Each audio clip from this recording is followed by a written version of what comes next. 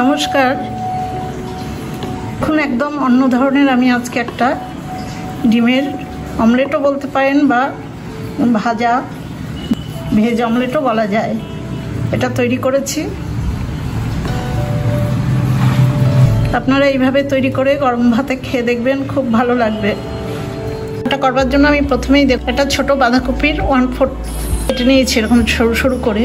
একটা ছোট গাজর এরকম গ্রেট করে নিয়েছি। দুটো মাঝারি সাইজের পেঁয়াজ এরকম পাতলা করে কেটে নিয়েছি লম্বা দিকে। 3টে কাঁচা লঙ্কা আছে কুচি করে, আর আছে 1 মুঠো ধনে পাতা এরকম ছোটো করে কেটেছি। এগুলো দিয়েই আমি একটা নতুন ধরনের রান্না করব। এতে দেখুন 1/2 চামচ লবণ দিলাম। লবণটা প্রথমে আমি বাঁধাকপির মধ্যে মিশিয়ে দেব, তাহলে বাঁধাকপিটা একটু নরম হয়ে যাবে। বাঁধাকপির সাথে লবণটা মিশিয়ে দিয়েছি, বাকি সবজিগুলো একসাথে মিশিয়ে নেব। পেঁয়াজ, ধনে পাতা, কাঁচা লঙ্কা, গাজর সব মিশিয়ে দিলাম। এই সবজি মেশানোর মধ্যে আমি খুব অল্প পরিমাণে গুঁড়ো হলুদ দিলাম, 1/2 চামচেরও কম। এবার এর মধ্যে আমি 3 টেবিল চামচ বেসন দেব।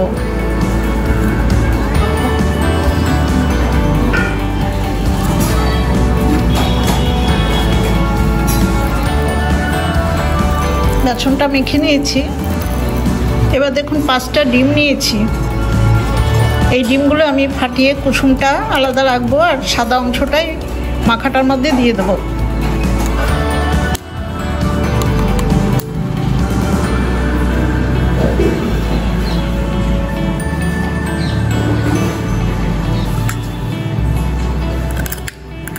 কুসুমটা দেখুন এর ভিতরেই থাকলো, পরে কুসুমটা দেব।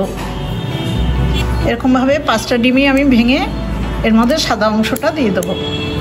সবজির মিশ্রণটার মধ্যে আমি ডিমের সাদা অংশটা পুরো বার করে দিয়ে দিয়েছি। 5টা ডিমেরই দিয়েছি, দিয়ে সবটা একসাথে আবার একটু মাখিয়ে নিচ্ছি। মাখানো হয়ে গেছে, এবার গ্যাসের কাছে যাব।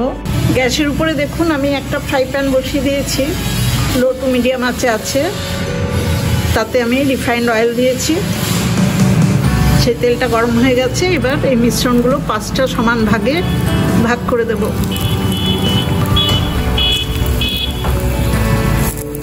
একটু মাঝখানটা এরকম দেখুন ফাঁকা করে দিলাম।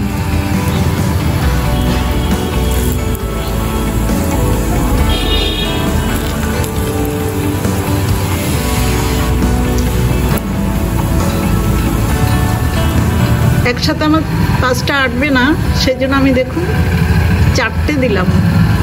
ডিমের কুসুমগুলো এবার আমি দিয়ে দেবো।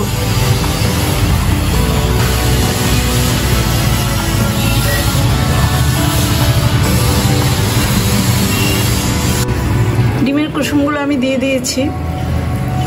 একটা কুসুম একটু ভেঙে গেছে,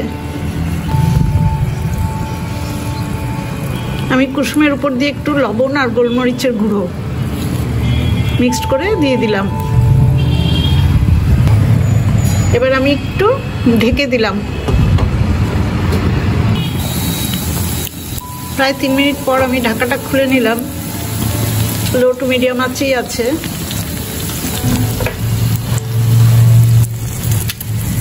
এখনো কিন্তু কুসুমটা নরম আছে, সেই জন্য খুব সাবধানে উল্টে দিতে হবে।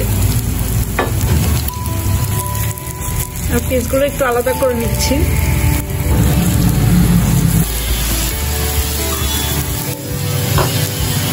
পিসগুলো জোড়া লেগে গেছিল, আমি একটু কেটে কেটে আলাদা করে দিলাম। এবার খুব সাবধানে উল্টে দেব।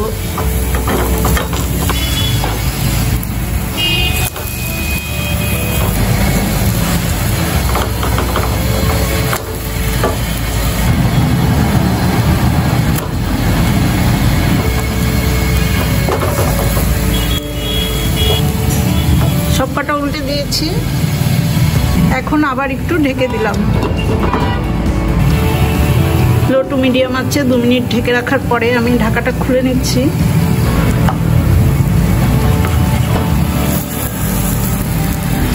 দেখুন এই দিকটাও হয়ে গেছে।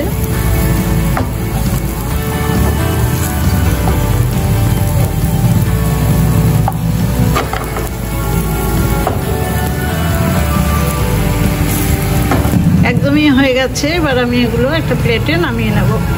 আমি এখন এই রান্নাটা প্লেটে নামিয়ে নিচ্ছি। গরম ভাতে খুব ভালো লাগে খেতে।